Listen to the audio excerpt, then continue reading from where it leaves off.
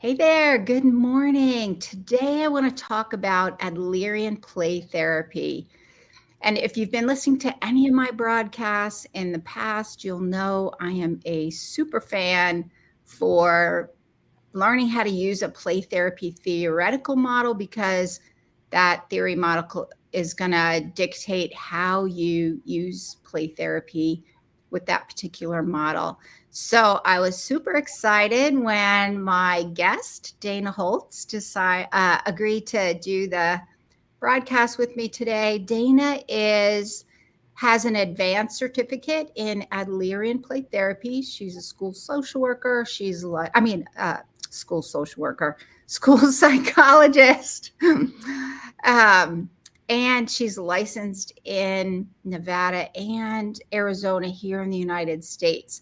And so Dana and I know each other from the Association for Play Therapy, and Dana is the Nevada Association for Play Therapy. So if you're in Nevada here in the United States and you want to be part of an awesome play therapy community, you definitely want to connect with the Nevada Association for Play Therapy. If you're in the U.S. or I think even overseas, you can be a member of the Association for Play Therapy. It has some really good resources. So if you really want to learn more about play therapy and you're a child and adolescent therapist and you're kind of curious about what play therapy is and you want to join some like-minded professionals, then I would definitely check out the website for the Association for Play Therapy, which is the letter A, the number 4, the letter P like play, and T like therapy.org. I'll put that in the comments below as well. So welcome, Dana. I'm going to let Dana tell a little bit more about herself, and then we'll get started just kind of talking about Adlerian Play Therapy, what it is, some of the benefits of learning Adlerian Play Therapy. So, good morning. All right. I don't know how much more to say about myself. Thank you for having me and giving me the opportunity to talk about Adlerian. It is near and dear to my heart. I would say, kind of piggybacking on your comments regarding having a theory and needing a theory, I remember being in grad school and not even play therapy wise yet, just grad school, and the importance of having a theory and the pressure to have a theory. You needed a theory.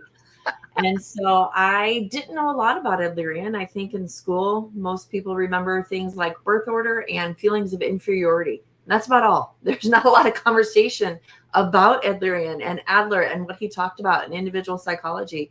And so I chose cognitive behavioral at that time. I was the stress of finding a theory. And so I was like, okay, all right, I'm going to pick one.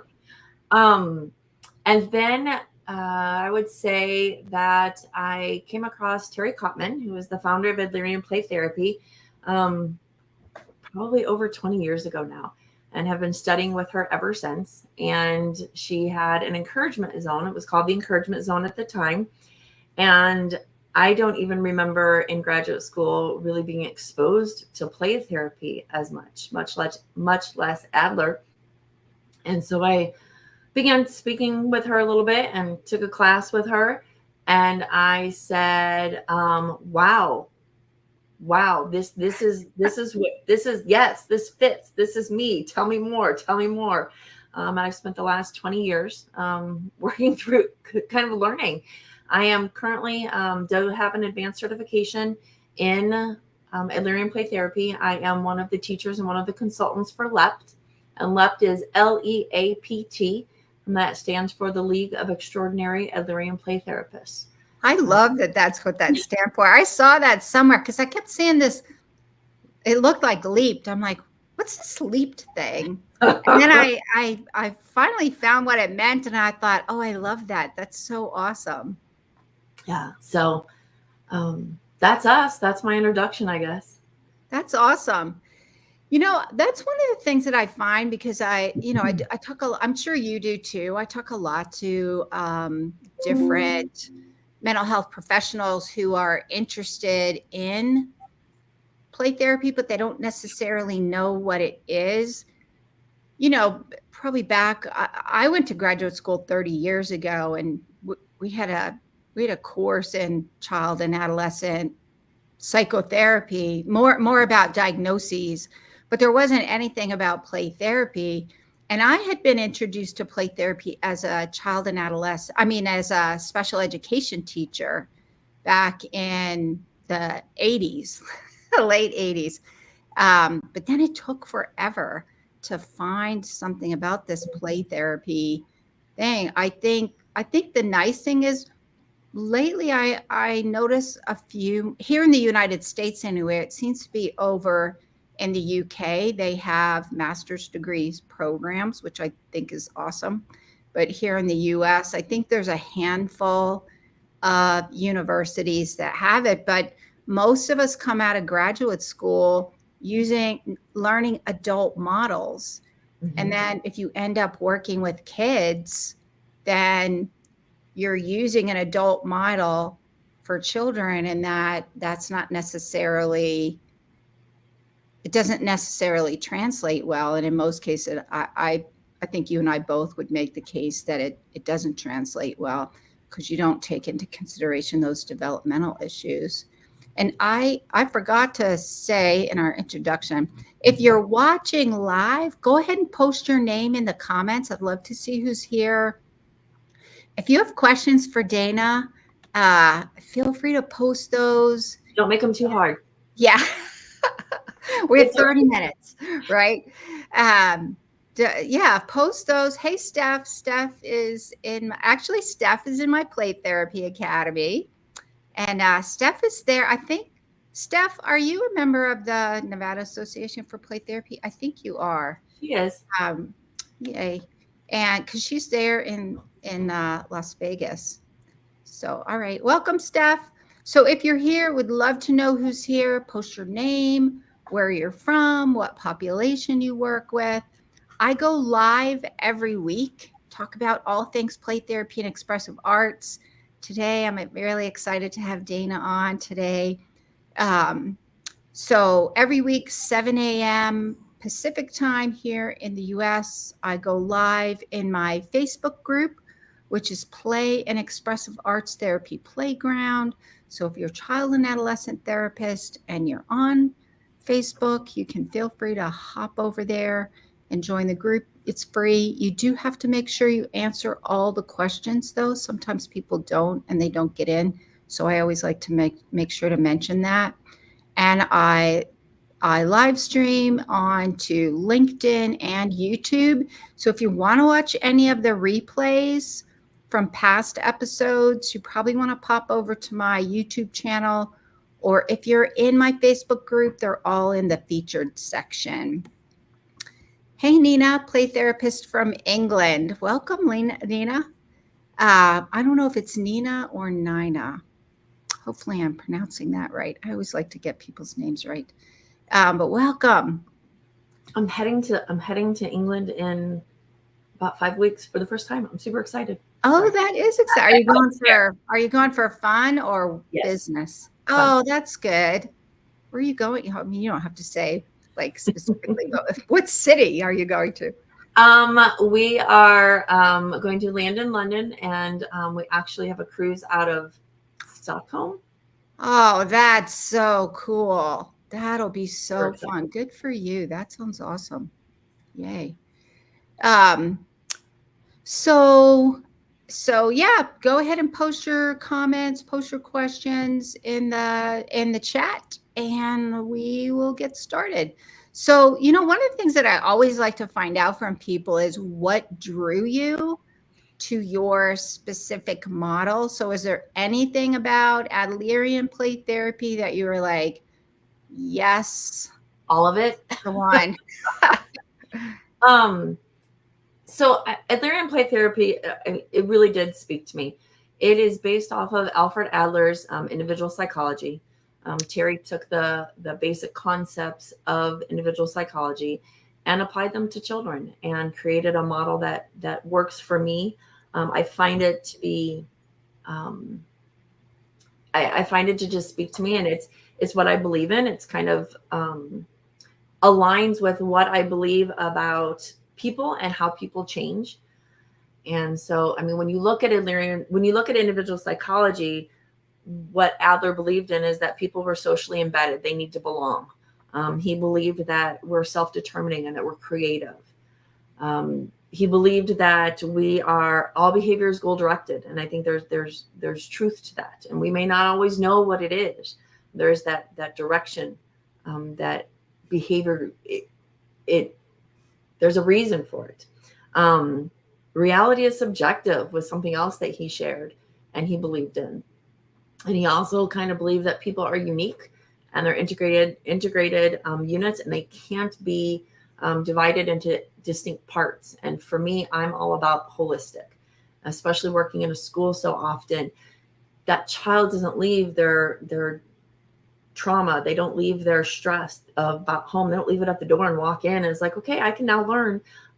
There's so many aspects that come with them when they come to school. And so those are the basic kind of concepts of individual psychology. And Terry kind of just moved them over into Adlerian Play Therapy and looking how we look at children and how we perceive children and where to intervene and how to support and how to help.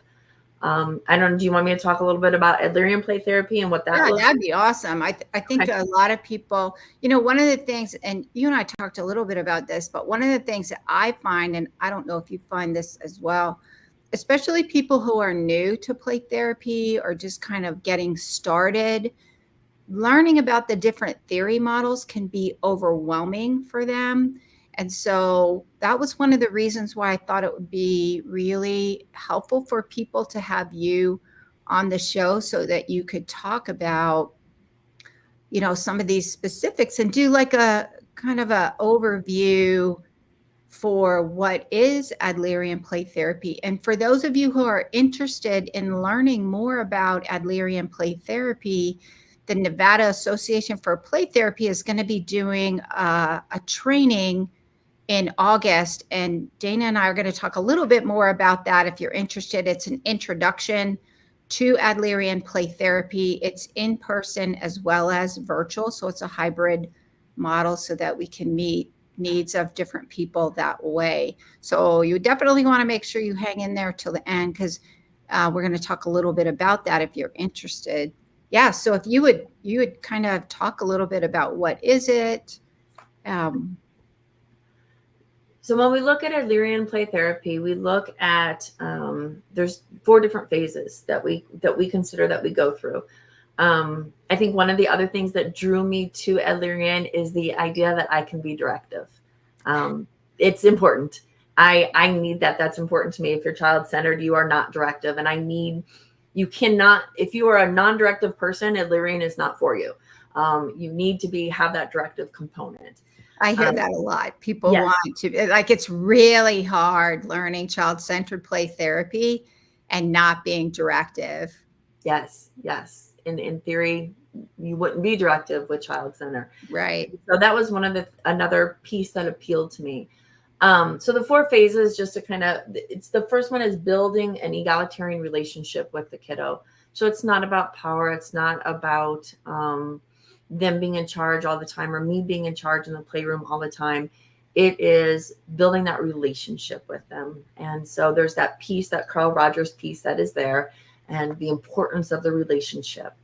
Then the next thing we do is we start exploring their lifestyle. And lifestyle for Adlerians really incorporates a whole ton of things. And so we're looking at, and the thing about Adler, I will say, and individual psychology is there's a lot of jargon. There's a lot of just jargon and things that you have to learn. So lifestyle is about, family constellation. It's about family atmosphere. It's about the crucial C's and the goals of misbehavior. It's about private logic and personality priorities and temperament. It's about so much of those pieces and those lifestyle convictions. And so for us as Adlerians, we are exploring that and kind of looking to see where is some of those mistaken beliefs that are guiding the child in making decisions. And we're doing that through the play. We're doing that through some directive techniques. We're doing that through some non-directive techniques, because sometimes kids just want to play. And so then what we use is meta communication, and we use reflection of feeling, reflection of content, asking a question every now and then. So those are some of the aspects that we look at when it comes to just exploring that lifestyle. And then once we go to the third phase is helping the child gain insight. And keeping in mind a couple of things is, one is it's not linear. I may be in phase 1 and then think I'm heading to phase 2, and then, oh, nope, maybe something happens and I need to jump back to phase 1. And I may be in phase 4, and which is phase 4 is the re-education and reorientation. And I'll talk about that in just a few minutes.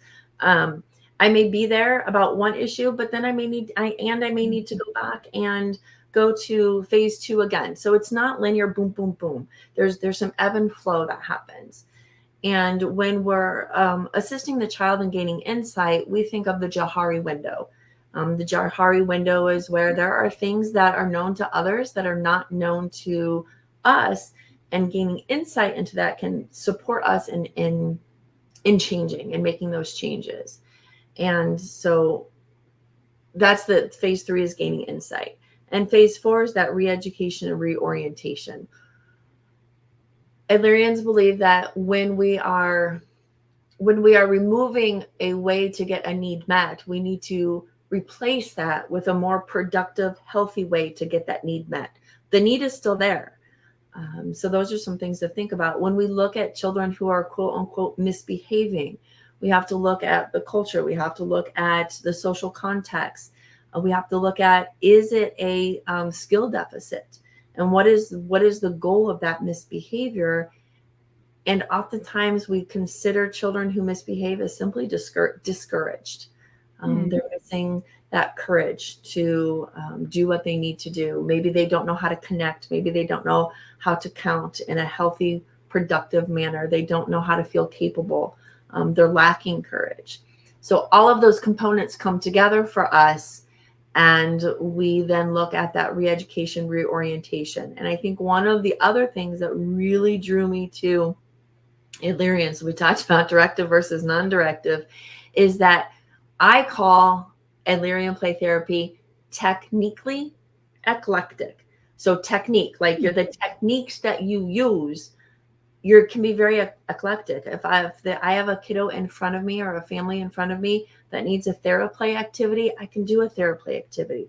If it needs to be a Gestalt, I can do a Gestalt. So I can pull from a lot of different resources in my efforts to help the child gain insight and do that re-education, reorientation, and without changing my base of what I believe about people and about how people change. I'm all about that education piece. I'm in the schools. That's my jam. Yeah, I love that. One of the things that I'm a huge fan of child in context. So to think, and that's for me, like I learned child-centered play therapy. That's my default, because at the time, that's all there was where I was. I didn't know there was anything else. That's what my supervisor did. So that's what I learned. And we didn't really have access to a lot of other things. But in my mind, as much as I love child-centered play therapy for young children, one of the limitations that I feel is important is children in context. How are we integrating parents? How are we looking at them in context, because they don't exist in a vacuum? Now, from a child-centered play therapy standpoint, you can use filial therapy or CPRT, depending on who trained you. And what you're talking about from Adlerian perspective is really fundamentally from the theoretical foundation, viewing child in context. And then I love how you said it's technically eclectic, because if you are really seeing that disconnect between child and parent, or even child and family, I'm always, at some point, I'm always getting my clients in there and we're doing some family play therapy. Like if you want to find out what's going on, you get them all in there. But from your, from an Adlerian standpoint, you can do that and it'll fit with the model. You're going to do the Adlerian spin on it, so to speak. But that's awesome. I love that. And we do have a component of parent consultation and even teacher consultation, because we do, as Adlerian Play Therapists, we look at what is that lifestyle for the parent? What is that lifestyle for the teacher? Because that impacts the child. Awesome. Mm-hmm. Yeah. From an Adlerian standpoint, would you get parent in the session? Oh, sure. Yes, okay. Absolutely. We also have, so we do Adlerian Family Play Therapy. We do Adlerian sandtray, Adlerian Play Therapy sandtray. Mm-hmm. Yeah, I've seen some trainings about that. I think it's honestly, I think it's really nice that there are like the specific focus from an Adlerian standpoint as well. So you can see from like you can see all my sandtray miniatures behind me. That's my secret, not so secret addiction. I'm currently in recovery. I'm not allowed to go anywhere. But from like what would Adlerian play therapy look like? What would Adlerian, if you're using sandtray therapy from an Adlerian perspective, what would that look like? Because I really do think it is important to ground your work in the theoretical model, because that really dictates how you're going to help your clients access those therapeutic powers for healing that meets their developmental needs. And that's what the theory models do. The thing that sets play therapy apart from every other expressive arts modality is the therapeutic powers of play, and your theoretical model is going to dictate how you help your clients access those therapeutic powers of play within that strong therapeutic relationship. Yeah, that's awesome. It's interesting too, because I remember you said this at another training, because I've done some of your other trainings as well. And it's interesting to me how different theoretical models will give things different names. Like you call it meta communication, and when you were describing it, I was like, oh, that's tracking. That's so cool. So meta communication is tracking falls under the meta communication umbrella. And for us, we do different levels of meta communication. And so we push it with noticing patterns.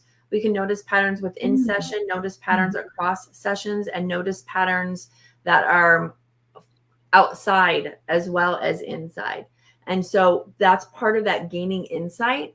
And it comes from the concept of what we call spitting in soup. That was an Adlerian I don't know, phrase. And so just bringing to people's awareness. And sometimes they're not quite ready for that spitting in the soup. And so if you do it too harsh, too quickly, you're back kind of in phase one, maybe rebuilding that relationship. Yeah. They might be not ready. And a lot of the times it's one of those things where we can do it in, we're doing it in puppet play. We're doing it in metaphoric storytelling. We're doing it in our therapeutic metaphor designs. And so a lot of what we do is in that play and using that metaphor, making sure that we have an awareness between the difference between doing talk therapy in the playroom and doing play therapy. That's awesome. Yeah. So if people are interested in learning more about Adlerian Play Therapy, for those of you who are interested, the Nevada Association for Play Therapy does have a training coming up. I don't know if, Dana, do you want to talk a little bit more? Yeah, it's on August 28th, and it is 3 hours. So it's like scratching the surface of Adlerian Play Therapy. And so, yeah, it's on the 28th of August. It is via Zoom and via in person. And right now it's on, it's on Eventbrite. So you can look at, if you just type in Adlerian Play Therapy or Nevada Association for Play Therapy, it should come up on our events. And I have a link in the description for any of you guys that are interested in learning more. So if you're watching, in the live, or any of you watching from the replay, if you look in the description, there's a link to the training registration so you can find out more information. And then that's kind of the scratch the surface. If you're interested in digging a little deeper and learning more about the classes that LEPT offers, then it's going to be LEPT, LEAPT Arlo, ARLO .co. So lept.arlo.co. So if you're interested in the training that Nevada Association for Play Therapy is doing, it's called Introduction to Adlerian Play Therapy. If you're interested, I'm going to create a little banner right now. I'm going to put I don't remember. Maybe it's in the comments. Banners. Oh, it is in the comments. Put Arlo's in the comments. Maybe it's in the comments. Oh, there it is. Okay. Yeah, I can see it. I'm going to copy, and let me see if I can copy and paste it into there it is. Banner. Look at you being woohoo! That was not intentional, by the way. And it worked. Remember what you did. And I'm also going to put it, I'll put it in the comments in my Facebook group and LinkedIn. I'll go back and put that in the comments. I'll put the link in there if anybody wants to pop over there. But honestly, I think if you even just type in Google lept.arlo. LEAPT Play Therapy, it's going to come to the top of the Google search. It does. If you do LEPT and Play Therapy or LEPT Play Therapy, it comes up. Yeah. So I think it'll be pretty easy to find. Yeah. So if we, so just kind of in closing, if you were to kind of sum up for you, what do you think makes a difference from your standpoint using play therapy, Adlerian Play Therapy? What do you think is, just in your experience, what have you noticed has been the benefit of that particular model with your clients? Oh, wow. That's a hard one. Not too existential. Right. I think for me, it's about those aha moments. I think that's something that has always stuck out for me. I remember even in graduate school thinking about, we were learning about aha moments and it just really stuck with me. And so being able to help clients have those aha moments, especially through play, because those are hard to have when you're little, though, right? I mean, those aha moments are kind of hard. And sometimes you have those aha moments, you don't even know you're having those aha moments, and just shifting that. I think the idea of how you look, how we perceive children's misbehavior. Oftentimes it is not about them really just wanting to piss you off or to, it is about them getting a need met. And if we can figure out what that need is, and if we can figure out how to meet that need in a healthy, pro-social way, then that misbehavior, there's not a need for it, because they can feel connected and capable and courageous, and they know they count. And those goes right back to the crucial C's. Yeah. I remember here, because I'm a family therapist by default coming out of graduate school. And then my first experiences, a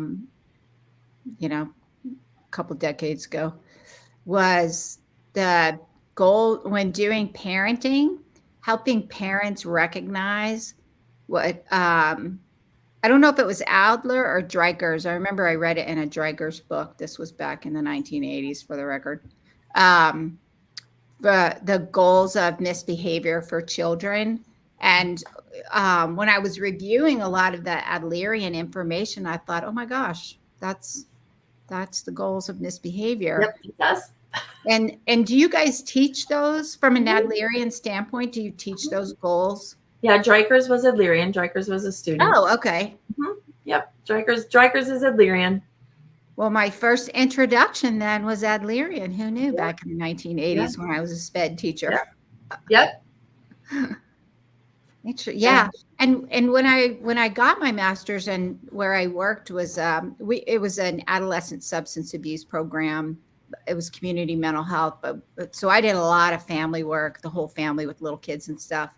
But that was a lot of what we used to helping parents identify the goals of misbehavior, like you said, because you want to go at what the need is, not focus on the behavior. Mm-hmm. And I've found that if parents really understand the root, then they're gonna realize they're gonna be more effective to get the outcomes that they're hoping for if they focus on what need the child is hoping to get. Like lying is a big one. I don't know if you find this, like drives parents crazy, which I totally get. Lying, but you have a 6-year-old lying or a 7-year-old lying. They're not intentionally trying to make you want to pull your hair out, because for them that means you're not going to like them, you know. And so if you can kind of help them understand what the goal of that behavior is, then, and it's not about lying to, like you said, piss you off. It's trying to get a need met in a really unhealthy way that doesn't make any sense to a grown-up brain, but it makes perfect sense. Absolutely, it does. Its brain. Yes, yeah. Absolutely. Yeah. Yes. And then Amy Lou and Betty Lou Bettner worked the crucial C's and the goals of misbehavior, kind of linked those. Oh, that's interesting. Yes. Are they therapists, or like, I've never heard of them? Oh, they've been around a while. They have a couple. Oh, interesting. Yeah. Well, now I'm gonna have to Google search them afterwards. Come join one of our classes.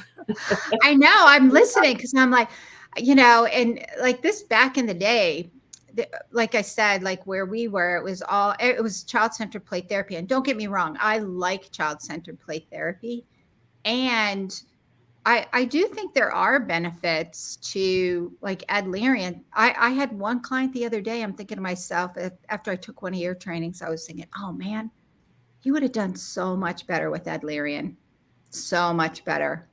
Because the other one that I find really interesting is Gestalt, and I like Jungian. Anyways, there's only so many hours in the day for training. You can only do so much. Right. So. All righty. Well, Dana, thank you so much for being my guest today. I think any of you guys watching, if you are interested, I would highly recommend taking a training, especially if you're trying to figure out what theoretical model you align with, one that kind of resonates with you. And for those of you who are just even getting started, and I don't know, those of you who are experienced, or even you, Dana, if you were to give like one piece of advice to a new up and coming play therapist who are trying to figure out what theoretical model to use, what would be your best advice? I think it needs to align with what you believe about the world and what you believe about people and how people change. I live and breathe Adlerian. And so I think that is a big piece of it. That's awesome. And I think the only way you're going to know for most people is, you know, take an introductory course. Do some exploration. A few different ones. And then once you find one that you're starting to feel aligned with, because you can get overwhelmed at some point, you got to pick one. Pick one and learn it. If you feel like you align to Adlerian, then go over to the LEPT website and check out some more of their trainings. to get more grounded in that, for sure. All righty. So if you're interested in the introduction to play therapy training, feel free to click on the link in the description, hop over there, check it out. If you're interested and you're in Nevada and you're a play therapist living in Nevada here in the United States, or you're a child and adolescent therapist and you want to learn more about play therapy, here's the email for the Nevada Association for Play Therapy. You can send an email. It will go to Dana, and we will definitely make sure you get connected with more resources and connected with the play therapy community.